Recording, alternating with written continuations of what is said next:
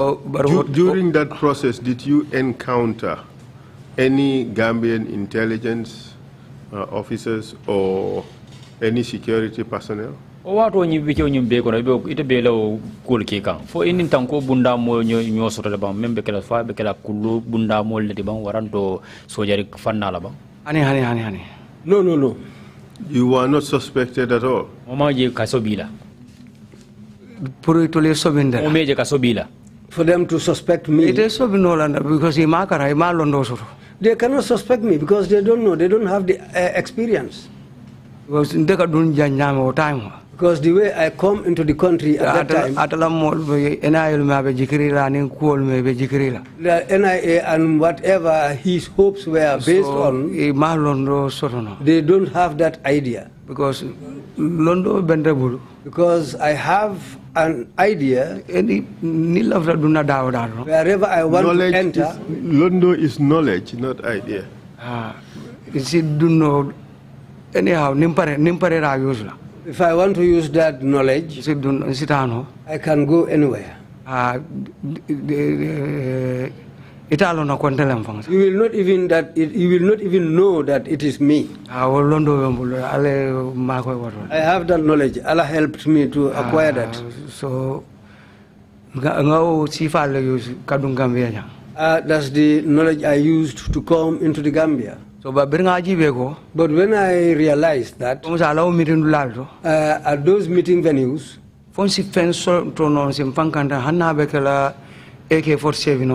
to have something that we can use, even if it is going to be an AK-47, maybe 1 or 2, because those kinds of operations, if you want to carry them out, that's a commando operation. If you want to carry out an operation like that, you have to have something. And if you are going to carry out an operation like that, you go with 2 things.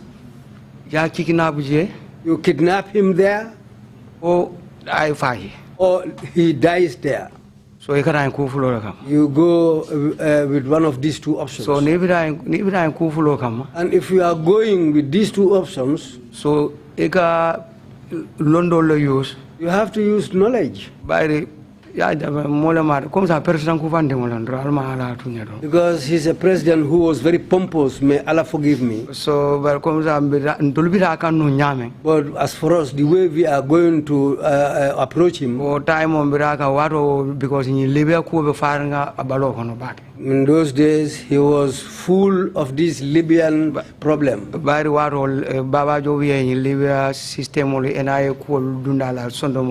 Because it was in those days that Baba Job pumped him with information about this Libyan thing and explained things to him. So and we were going to use that system. So if we use that system, by the time we reach him, he will not even realize that we were his enemies. So that's what he will think. He will think that these people are my people. For how long were you in Gambia under reconnaissance mission? Because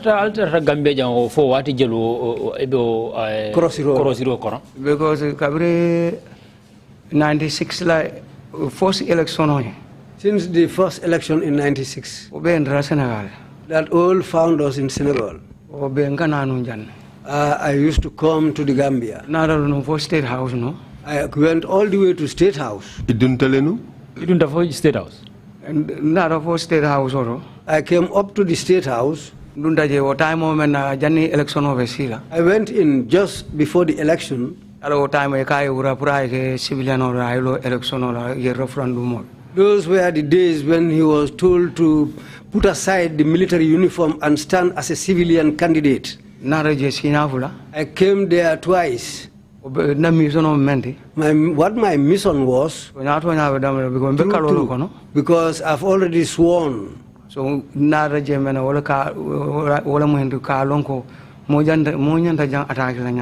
just to observe how can one attack this place. When you arrived at State House, Did you have to show your documents in order to be allowed access? Four. But if you at State House.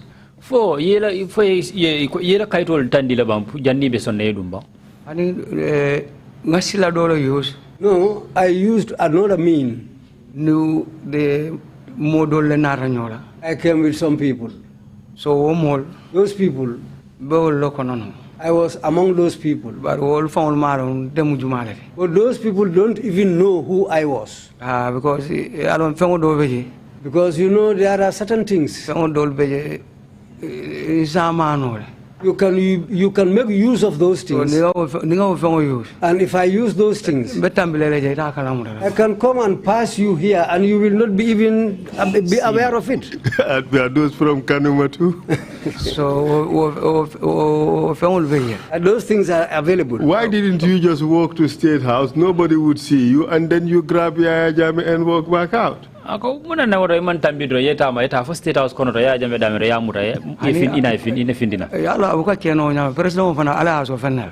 Things cannot be done like that. The president also is somebody who Allah has endowed with something. So, you have to look around. You have to use some ways before you reach him. So, the manna silol sorono. Then I was unable to get the chance of know where the armory was located. Because if you are going to attack a place, so-called soldier, I'm not talking about so-called soldiers, but real soldiers. You want to attack a place. The first place that you try to capture is the armory. If you are able to get the armory, you will succeed. But if you cannot get the armory, leave everything alone. You will fail. So this is what makes many soldiers to fail in their missions. So so when I was unable to locate the armory, we went back to Senegal. Then I told Abulai,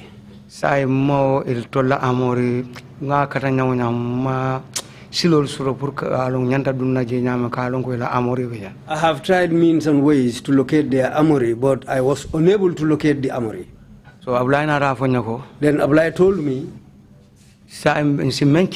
now what we can do, the only place is Farafenye. So if we can use Farafenye, so that we can get arms from the Farafenye camp. If we have arms from Farafenye, we leave Farafenye and go against Banjul. So Farafenye and at Farafenye also, I came there on 2 occasions. So for the camp up to the camp or inside, I went inside the camp. So I go and sit down. I drink China green tea with them in their houses. So Bachelor headquarters. At the bachelor's headquarters. So bari da jama malong nyimu mojumale. Malong fangsa nyim mojumale. They don't even know who I was. What did you tell them? Mendo jeba. At the time, at that time, I used a young man, but that child Kabiro Dembajan Domalem is a younger brother to Kabiro Dembajan. Because the child was 18 years old. By that time, we were of the same height because he grew up quickly. But the young man doesn't even know who I was. So, that young man, yes, he said that he used to go to the camp to chat with them.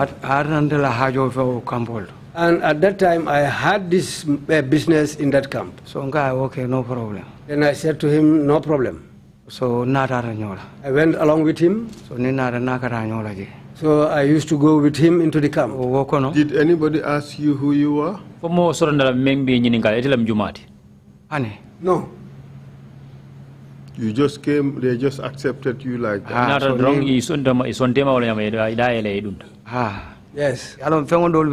And they were so accommodating, they would even take you to their house, to their accommodation, their houses and so forth.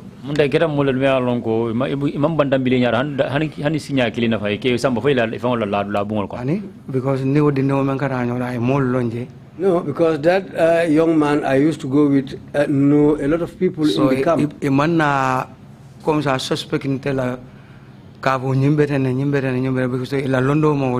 So they had no suspicion about me. So in that. So and when I went, until I knew that this place is their armory. So that was the time I went back to my people in Senegal. We also received evidence from Mr. Damfa that he too went to Farafenye. Yes. To do the same thing.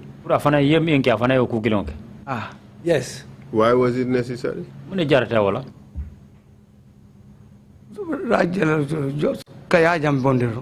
Just to remove Yaya Jammeh. No, but was it necessary to do two different recognition missions?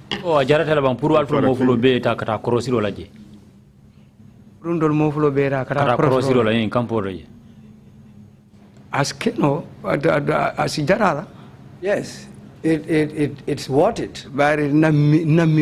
Because what I thought former soldier is because he was a former soldier. Maybe maybe yes, maybe it might be worth it. Okay, proceed. After all these recognition missions. So so when I went there, after all that surveillance, that was the time when I went back. I informed my people. So after informing them, so okay. They said okay. How are we going to get money? To be able to perform this operation. Because to go empty-handed like this to Farafenye, that's not safe. So then so I sat with Ablai. I said to him, now what we are going to do. So then Ablai said to me, he said, my people, they can go to my people. But when we are going to Gambia, because my people are not aware that I am alive. So when we go there, you will go in. I will be outside. So when you go there, I have some brothers there. So you call them and chat with them. Don't call them in among the people. If you call them in front of certain people, they will cry. Then our plans will be revealed. I said okay. So when we went, I left him behind the village. I went into the village. Which village? Nyomi Berending. So when I arrived, I went to their home. So I met one of his brothers there. But that man has passed away by now. He was called Esa Sonko. So I discussed with him. So but during our discussion, whatever I tell him, I said to him, something has been entrusted to me. But I was unable to come with it here. I left it out of the village. So But what I want, because I am in a hurry. I want to return so that we can go together. I'll give it to you. So I came along with him up to the place where we left the village. So at that time where I left Ablai, that was the time when he sighted Ablai. When he saw Ablai, he put his two hands on his head. He shouted. He cried. When he cried, I told him, keep quiet. I told him this is the way of the life for a young man. Because somebody that you took for dead, until you decided to organize charity for that person, now you come to see that person alive, then you should be thankful to Allah. So now listen, because he's going to tell you something. That was the time when Ablai talked to him.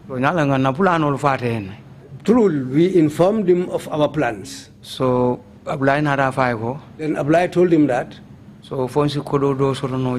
whether we can be able to have some money so that you will help us with. He said at that present moment he doesn't have any money. But Ablai has a friend there. So he has a relative there. That man also is his brother. It's called Lamin Sonko. Then he said that. He said he has one cow belonging to Ablai. So then Ablai told him to sell that cow and give me the money. So he has another friend there. That friend bought the cow. So after he bought that cow, $1,200. So he gave us the money. He gave the money to Ablai. So then we returned. Come to Senegal. When we reached Karang, so then I told Ablai that. Now, this money is not enough for us.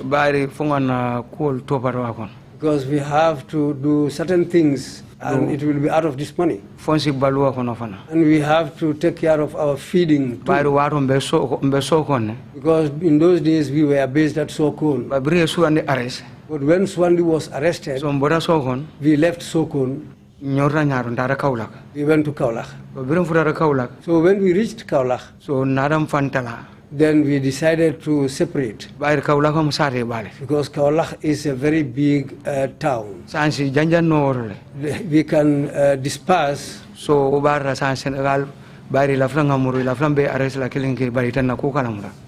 as far as the Senegalese government wanted to arrest us one by one, but when we disperse and stay there like that, they will not be able to, they will not be aware of us. Because they asked Swandi, and they asked him, where are your other people? Swandi said to them that I will not inform you, I will not tell you the place.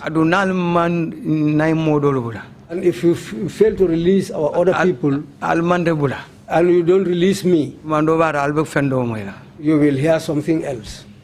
So when they refused to do that, so I came and took some money from Ablai.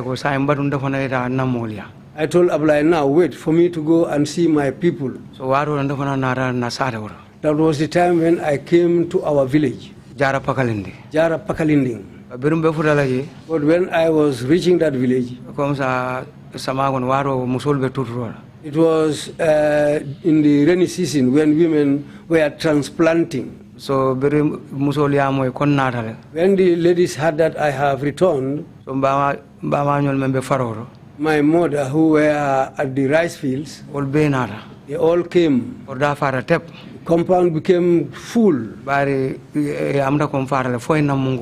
Because they also thought that I was dead. They even gave out charity for me. So then after they heard that I have returned, every person, even those in the village, they all came to the compound. So at that time, then I told my father, I didn't explain the truth. I didn't tell him the truth. I told him a lie because I didn't want him to know our plans. Because if he knew, he will tell me not to go. This is why I decided to hide things from him. And I didn't want to disappoint those whom I had arrangement with. Because some of them were already in custody. Some were suffering in Senegal. Then if I come and tell my father the truth, what I want from him, I will not get it. So this is why I didn't tell him the truth. So that those who were there, those people also will be safe. So when I came, I told him that I came with vehicles. But they are at the Senegalese port. But my money is finished. So as far as I have no money and I want to take out these vehicles, he asked me, how many vehicles did you come with? I told him that I came with 3 vehicles. So now I am here for you to help me to get some money. Then he told me, I don't have any money kept with me. Now, except for the cattle I have here, I have to sell some of them. Then he sold 2 cattle. One of the cows, he sold it 1,100. The other cow, it was a female cow, but it was an old one. He sold that easily, cheaply for $800. The reason why I am narrating this thing like this, I was not the only son of my father. I want to say this because of the ones behind, they will know. Because so many things are being said about this thing. Because a parent during his lifetime, whatever he does for you, that will not be part of the inheritance that's between the 2 of you that has been given to you as a gift. But after his departure, whatever he leaves behind will all be part of the inheritance. This is why I want to clarify this point so that those who are not in the know, they will know what has happened. If I make any mistake in it, you have imams, so let them help me. Yes, we understand that it's important for you, but that's very personal. So now let's move on. Your father sold his 2 cows, and what did he do with the money?